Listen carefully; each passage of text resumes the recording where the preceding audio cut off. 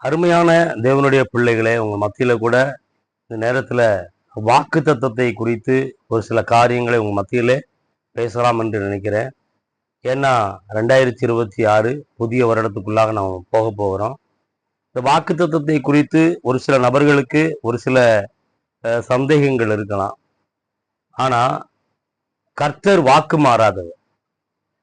அவர் பொய் சொல்ல ஒரு மனிதன் அல்ல, மனம் மாற அவர் ஒரு மனுபுத்திரன் அல்ல அப்படின்னு சொல்லி பரிசுத்த வேதாகமும் சொல்லுது. நல்லா பாருங்க தேவ பிள்ளைகளே, உங்களுக்கு ஒரு வாக்கு தத்தத்தை தேவன் 2025 கொடுத்திருப்பார். அந்த வாக்கு தத்தங்கள் இது நாள் வரைக்கும் என்னுடைய வாழ்க்கையில நிறைவேறலையே, 2026 வந்துருச்சே அப்படின்னு சொல்லி நீங்க நினைக்கலாம்.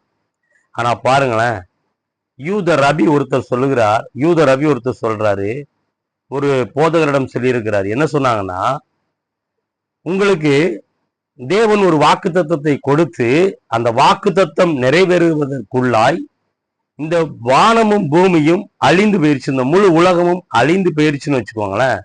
நீங்க கவலையே படாதீங்க. அந்த வாக்கு தத்தத்தை தேவன் எப்படி நிறைவேற்றுவார் அப்படின்னா, புதிய வானத்தையும் புதிய பூமியையும் உண்டாக்கி அதுல உங்களை சிருஷ்டித்து அதுல உங்களை வச்சு கூட தேவன் உங்களுக்கு கொடுத்த வாக்கு தத்தங்களை எல்லாம் நிறைவேற்ற தேவனால முடியும் அப்படின்னு சொல்லி யூத ரபி ஒருவர் சொல்லுகிறார்.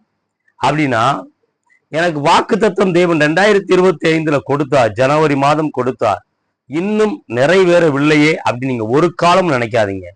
இந்த டிசம்பர் மாதம் முடிவதற்குள்ளாய், ஏன் கடைசி நாளிகை ஒரு நாளிகை இருக்கும் பொழுது கூட என் தேவனால் உங்களுக்கு கொடுத்த வாக்கு தத்தத்தை நிறைவேற்ற அவர் வல்லமை உள்ளவராயிருக்கிறார், அவர் மகத்துவம் உள்ளவராயிருக்கிறார். அதனால ஒரு நாளும் கவலைப்படாதீங்க. உங்களுக்கு கொடுத்த வாக்கு தத்தங்கள் நிச்சயமாய் நிறைவேறும். நிச்சயமாய் உங்கள் சிரசின் மேலதான் அந்த வாக்கு தத்தங்கள் எல்லாம் இருக்கிறது. கண்டிப்பாய் கர்த்தர் அந்த வார்த்தைகளை எல்லாம் உங்களுக்கு நிறைவேற்றுவார்.